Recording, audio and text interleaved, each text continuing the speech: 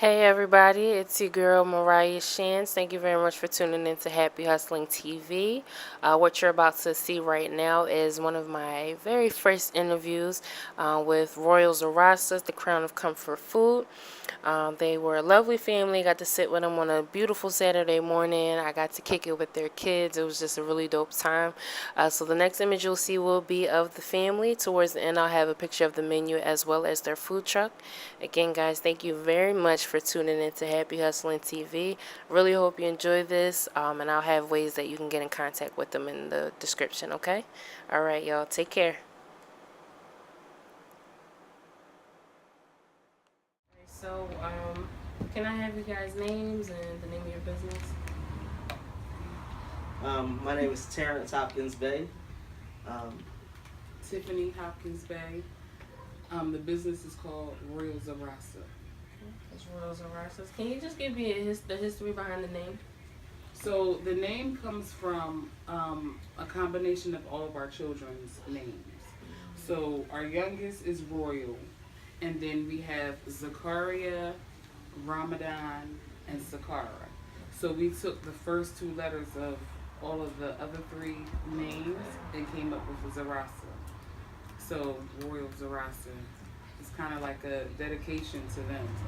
Yeah, because the vision that we have is to establish this business, but eventually to pass it down to our children, and hopefully make it generational. And they get to pass it down to their children. But we definitely wanted the foundation of it to be about our family, because the smallest nation is the family. You know, that's the foundation of the nation. So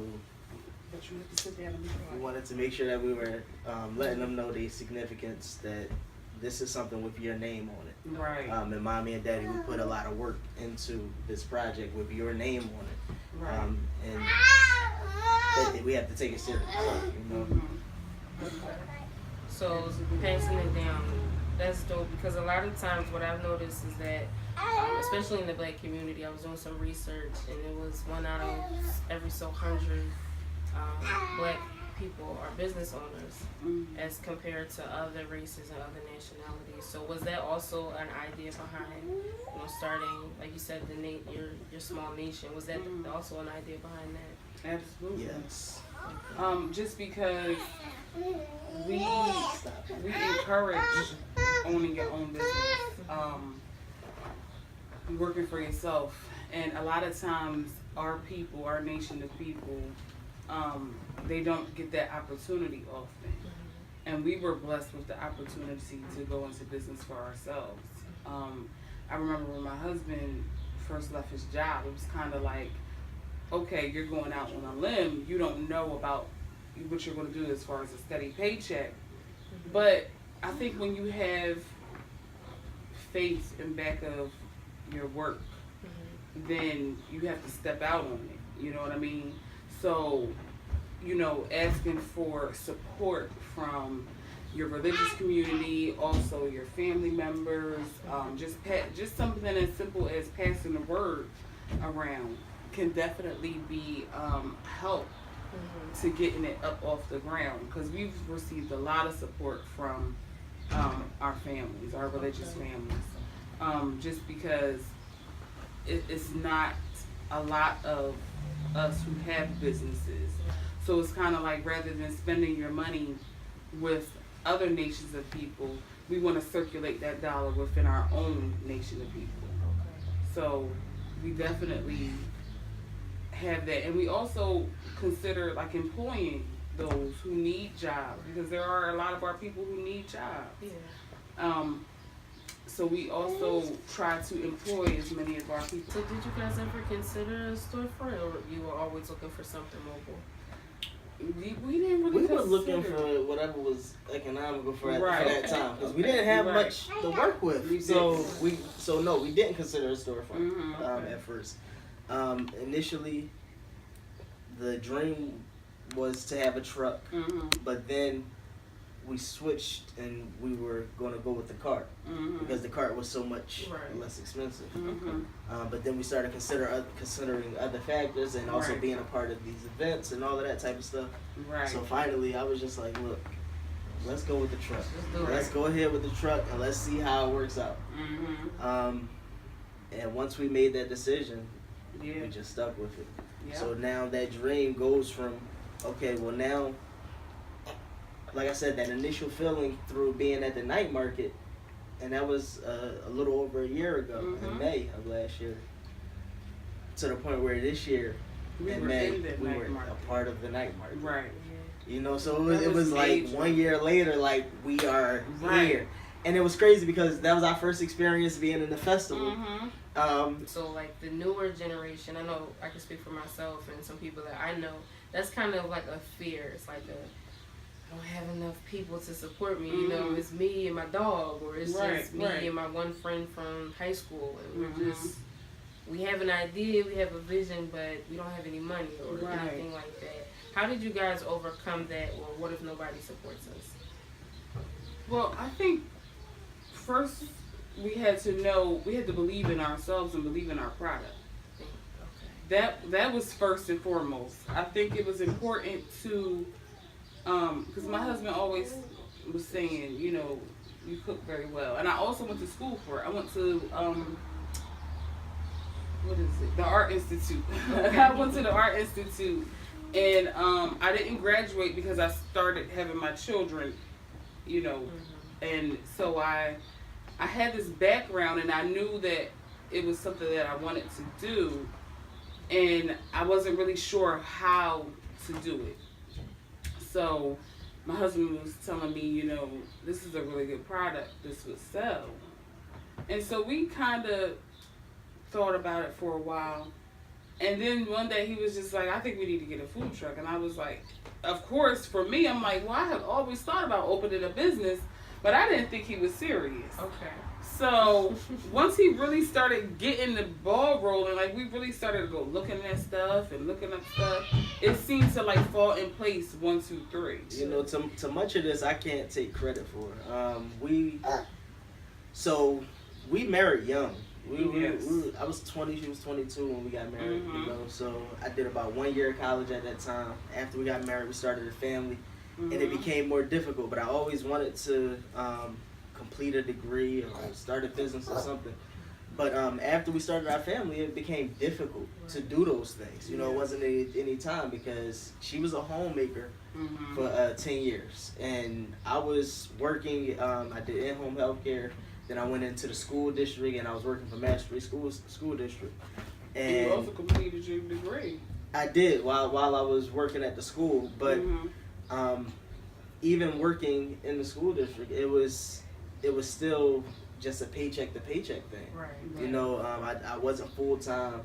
I worked there for about 6 years, and I wasn't full time, but I was working full time hours. But I have a family. We didn't have any benefits or anything, so. It was about time for a game changer, you know, and it was like, well, we've been sitting back for too long and just in this mode, and at times you become comfortable with the mode, because at that time, we're bringing in some money, we're taking care of the house, and everything was okay. However, what effect was that having on a nation? What impact was that having? Because honestly speaking, our people, many of us who are working on a daily basis, we're one paycheck away from being out on the street. Yeah. You know, just being honest. They play this, you know, middle class stuff through these campaigns and everything. But when we think about it, all right, we take the richest of the rich. When you talk about a middle class, you talking about like NBA players and people that's making these 6-figure, 7-figure salaries. We not the middle class. Right. You know, we're the low class. Yeah. You know, so you take any of our check for 2 cycles and we don't get that, it's an issue. You know, so now we were blessed with certain resources and certain, like I said, that family, that community that we were able to trust in to support us or give us that backing. In our community, we know when somebody made food with love and when they didn't. Right. Like, we know, like, you didn't even try to make that. You just put it in a pot and hoped for the best. Like, we know when grandma made that food. That's right. She put her elbow in it. You That's know? right. And with y'all food, I guess that's why I fell in love with the brand, the food, because you can feel the love. Like, how did you guys come up with the menu? Was that like a real thought out process? Were you looking for like a certain specialty? I think we kind of. What did we start with? We knew we were gonna start with the chicken and waffles. Yeah. We went into it with the mindset of we gonna feed people what we like to eat.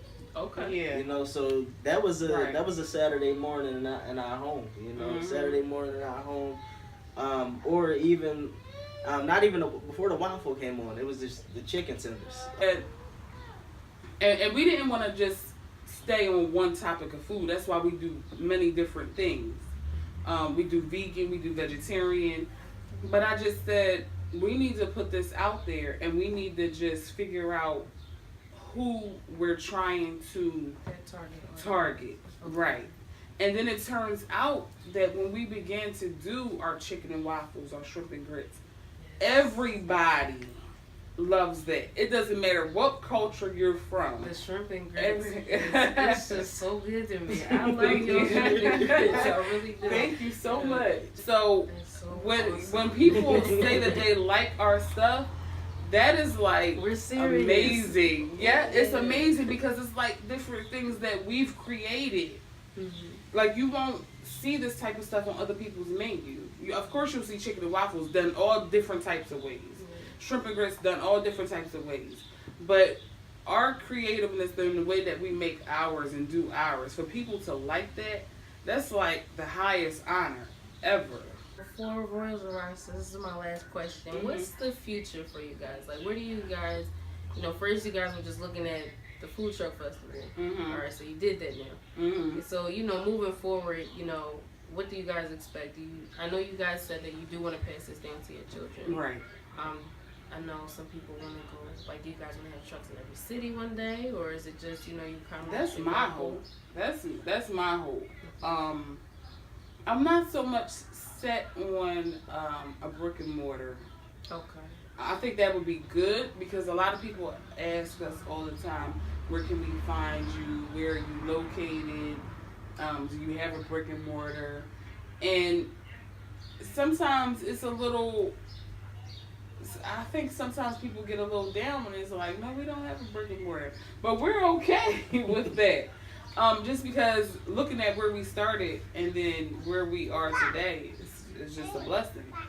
But my dream is to have a food truck in multiple cities. Not only does it generate income and jobs, but it also gives us a chance to go and experience different cities. My goal is just to build this one truck that we have. Right now we're building our brand. Right now we're trying to reach as many customers as possible. Right. But so I do look at other entrepreneurs and I see what their motto is and how I respect what they're doing in the community. So as my wife spoke about, honors to Saudia Shula, with country cooking and all that she's doing, because not only her business, but the way that she is giving back to the community, that is it's a blessing to see that, and that's a part of our religious doctrine. So we don't have no choice but to fill in right there. But I just want to give her honors for what she's doing. And shout out to the young entrepreneurs, Brother Trey Brown with Spurgos. Look, we gotta support this young brother. He's 12 years old. He has a clothing line. We gotta support this young king, So, to everybody, just support each other. That's what we learning in our community. We're learning how to love instead of hate. So don't hate on your brother and sister. Support them. Just because they doing something, if you had a similar idea, it doesn't mean that it needs to stop you from doing what you wanted to do. Right. Hey party people, again it's your girl Mariah Shans. What you see right now is the menu. I have tried their shrimp and grits. I absolutely love it. They can be followed on Instagram, Facebook, and Twitter at Royals Arasas. I just messaged them one day, hey, where are you guys located? Where are you going to be at next? Made it a trip. That's how I ended up seeing them one night at the night market. So feel free to reach out to them. I just want to take the time to say thank you very much for watching Happy Hustling TV. I hope you all enjoyed it. Many more interviews to come. You guys take care.